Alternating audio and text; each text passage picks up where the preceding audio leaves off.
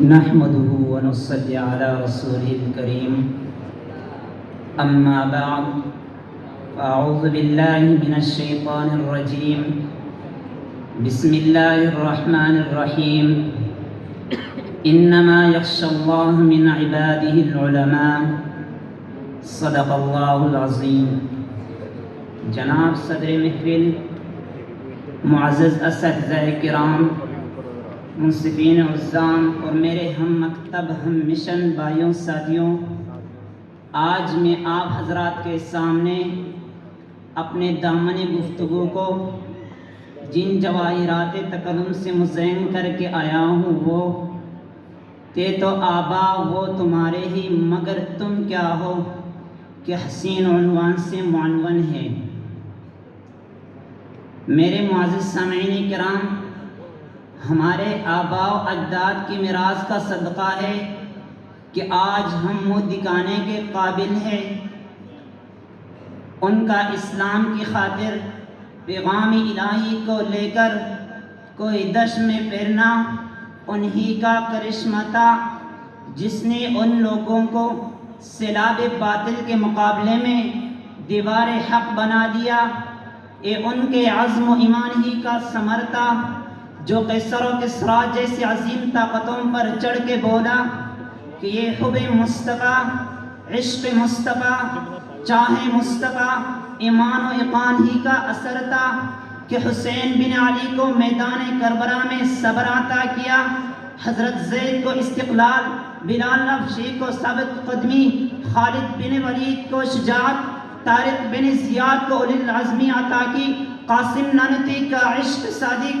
حسین احمد مدنی کی جرت، عطاءاللہ شاہ بخاری کی خطابت، گنگوئی کا علم تفقہ، حضرت شیخ الہند کا مجاہدانہ کردار، حضرت سہارنپوری کا زہد و تقوی، حضرت سید احمد شہید کا جذبہ جہاد، حضرت شاہ اسماعیل کی شوق شہادت، حضرت انور شاہ کشمیری کا حافظہ و علمی پختگی، حضرت احمد علی لاہوری کا عشق رسول، جس کو انور صابری یوں لکھتا ہے: تو رہا لاہور میں اور دل مدینے میں رہا، بن کے موتی محمد کے خزینے میں رہا۔ معزز سامعین کرام، شریعت مطہرہ نے زندگی کے ہر موڑ پر اپنی پاکیزہ و روشن تعلیمات سے ہمیں جینے کا سلیقہ بتلایا، لیکن آج جو ہماری حالت ہے وہ انتہائی ناگفتہ بھی ہے۔ ارے نوجوانوں، آج ہر کوئی ہائے ہائے کر رہا ہے، ہر شخص پریشان حال رنجیدہ نظر آ رہا ہے، نہ گھر میں سکون نہ باہر قرار رہا، نہ اندر کی دنیا آباد نہ باہر کی دنیا پر رونق، تاریکی ہی تاریکی، صدا کی مایوسی خندزن ہے، وجہ زان من جہاں اور وجوہات ہے، ان میں سے بڑی وجہ اسلاف کی نسبت و میراث گوا دینا ہے۔ معزز سامعین، آج کل صرف پاکستان میں ہی نہیں، دنیا کے بڑے حصے پر مسلمان مختلف سانحات المناک حوادثات اور شربہ مصائب میں گرفتار ہے۔ زندگی سے امن و سکون رخصت ہوا،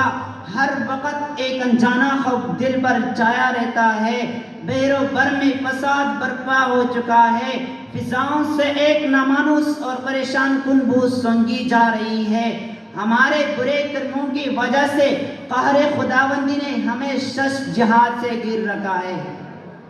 معزز سامعین، ہم ایک ایسے ظلماتی ماحول، انسانیت اور اخلاق باختہ در کے معاشرے میں زندگی بسر کر رہے ہیں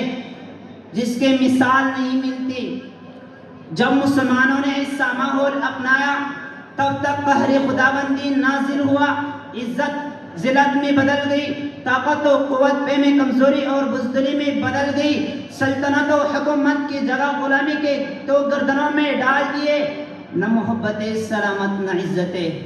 کبھی رک گئے کبھی چل دیے، کبھی چلتے چلتے بھٹک گئے، یوں ہی عمر ساری گزار دی، یوں ہی زندگی کے ستم سہے۔ جناب صدر، تم زندگی کی کوئی بھی قوم لے لو، زمین کا کوئی قطعہ سامنے رکھ لو، جس وقت سے اس کی تاریخ روشنی میں آتی ہے، اس کے حالات کی کھوج لگاؤ تو حقیقت یہی سامنے آئے گی کہ وارث اور میراث کی ایک مسلسل داستان ہے۔ ایک قوم قابض ہوتی ہے، پھر مٹ گئی، دوسری قابض ہو گئی، پھر اس کے لیے بھی مٹنا ہے اور تیسرے وارث کے لیے جگہ خالی ہو گئی۔ اب سوچنا ہے کہ وارث جب وراثت کا حقدار بنتا ہے تو اس میں کون سی صفت غالب ہونی چاہیے؟ قرآن کہتا ہے ان الارض یرثها عبادی الصالحون، اللہ کے نیک بندے ہی حق رکھتے ہیں کہ وہ وراثت کی ذمہ داری اٹھائے اور اس کو پائے تکمیل تک پہنچائے۔ عزیزان من، جب ہم نے اپنے زور و عروج اور آباء کی نسبت کو سنبھالے رکھا تب تک ہم دنیا کے لیے ناپے رہے، اس لیے ہمیں تکمیل فی الارض حاصل رہا۔ تے تو آباء وہ تمہارے ہی، مگر تم کیا ہو، ہاتھ پر ہاتھ درے منتظر فردا ہو۔ معزز سامعین کرام، جب ہم نے اپنے آباء کی میراث کی دھجیاب کری تو ہمیں قومی زندگی کے بجائے قومی موت کا سامنا ہوا، تو خدا را بدلاؤ ہم جیسے بدبختوں اور سیاکاروں کو کیا حق ہے کہ ہم قومی زندگی اور اجتماعی ترقی کا دعویٰ کریں؟ آج نہ ایمان کی دولت ساتھ ہے، نہ طاعت و حسنات کی پونجی دامن میں، اغراض نفسی کی پرستش، انکار و نفاق و نافرمانی کی برمار، پھر نہ ندامت و ملامت اور نہیں توبہ و نابت۔ تو بتلاؤ مجھے، ہاں بتلاؤ، ہم کس منہ سے اپنی زندگی کے بقا کے مدعی ہو سکتے ہیں؟ مجھے ڈر ہے کہ کہیں سرد نہ ہو جائے یہ احساس کی رات، نرغ طوفان حوادث کے ہوش کی للکار، یہ دھماکے یہ بگولے سرا ہے جسم کا، کہیں سرد نہ ہو جائے کہ سرد ہو جائے۔ وآخر دعوانا الحمدللہ رب